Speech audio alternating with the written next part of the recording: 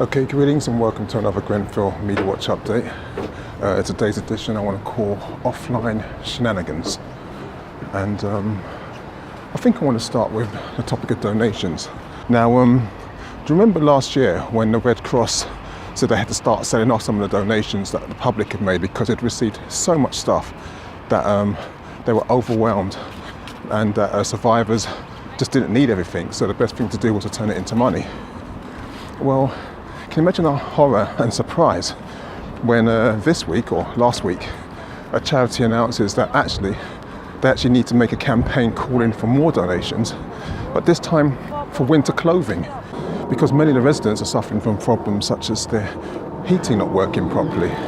We're seeing complaints about some having to live in their front room because the bedrooms are freezing. And in many ways, this is a direct aftermath of what's happened with the TMO transferring its responsibilities to the council, because we now know that there were some 3,500 outstanding repairs which they hadn't done. And it's led to situations where residents are, some of them without adequate heating, so they're sleeping in the front room instead of their bedrooms. So hence this call by a charity for more winter clothing. Sounds a bit weird. And on the topic of donations, there was a report recently released, and it's really good that we've got some level of transparency. I think the Charities Commission's involved and the government disseminating information.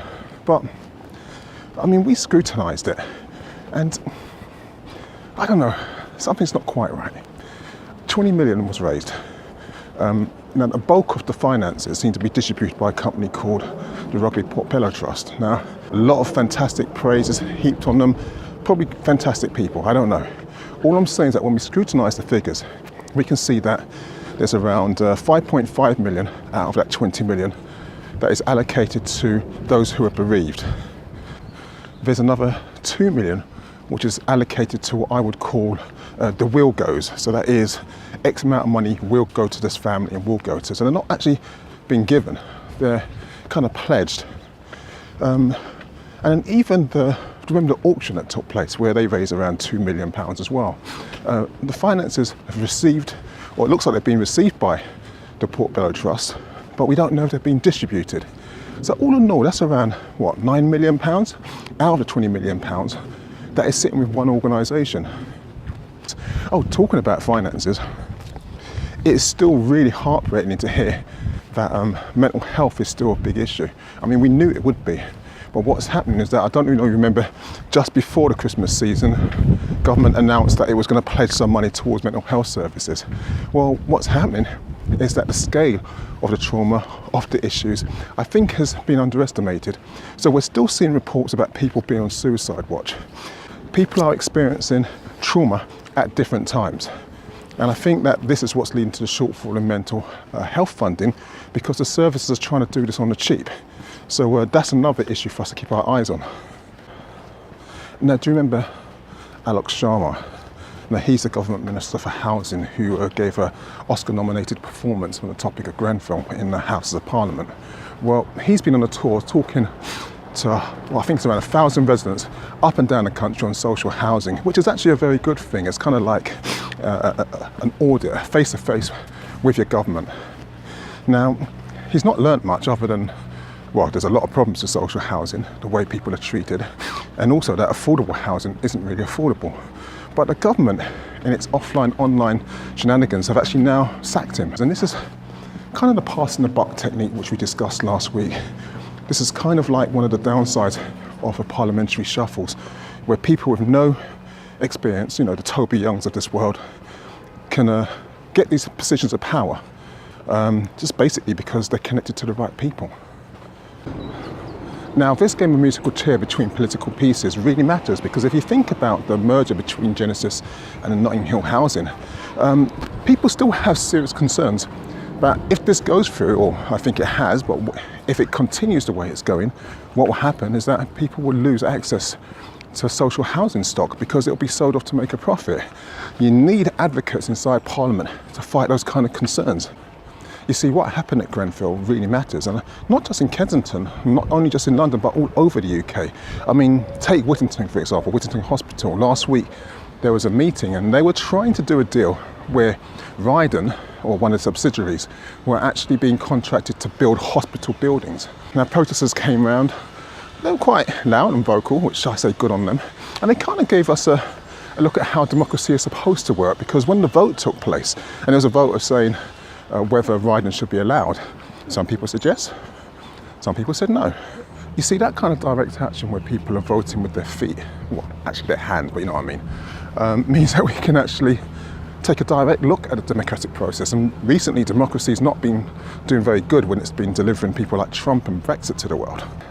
Politicians always have to be linked to charities when it makes them look good, you know, like they're giving and they're caring. But what about when they're actually doing the opposite? What about when they're revealing the truths of constituents? I mean, take the recent poll by the homeless charity Shelter, and they've revealed that 1 in 10 renters are actually concerned about their fire safety. You don't hear much from politicians about that, do you? I mean, they're quiet all of a sudden. Perhaps it's something to do with the fact that Shelter are also pushing for a change in law which would hold landlords accountable for their residents. You know, give people more power to make sure they live in a home that's dignified and actually safe. And there are good examples of landlords who don't need legislation to do the right thing. I think it is a Rotterdam university that closed down a building which they found out was actually unsafe after doing some tests in the aftermath of the Grenfell massacre. And that building was used by around 2,500 students a week, but they're taking the hit. Not everybody needs to be compelled by law to do the right thing. Oh, and talking about some of our politicians, there's a disgusting story that came out about UKIP leader's ex-girlfriend. I mean, she was his girlfriend at the time, but he subsequently dumped her, Joe Marnie, who made some disgusting comments about Grenfell survivors, residents in the area. And perhaps it's not surprising, seeing that it's UKIP, that they would be racist, that they would be Afrophobic, that they would be Islamophobic, that they would have this kind of disgusting, ugly values. But from a MediaWatch perspective, what's interesting is that the story of her tweets came out not last week, but the week before. UKIP only got rid of her. The political class only thought that she was toxic when she made a comment that was racist about the royal bride-to-be. It kind of shows where the priorities lie, doesn't it? Attacking Grenfell, yeah, it's bad. Attack the royal house, oh my gosh, complete severance, front page news. Now, this charity emerged from the ashes of Grenfell, and they create a safe space using art, sport and other creative endeavours to provide a space for young people to heal.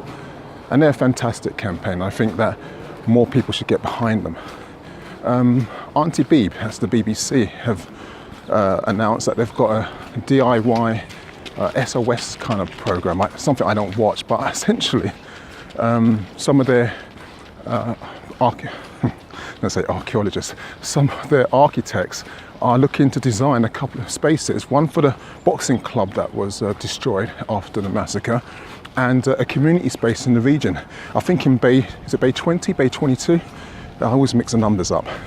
And I guess the final thing I should talk about was last night's silent walk. Sadly, I wasn't able to attend, but I've heard only good things as ever. But there's also been an announcement that next month, on the 14th of February, the starting place will be Kensington Town Hall. And yeah, I am smirking. And people are being told to gather at 5:30 as opposed to 6:30. And the walk will start at 6. Now, the organisers are actually asking people to be silent when they gather at 5:30 outside the town hall.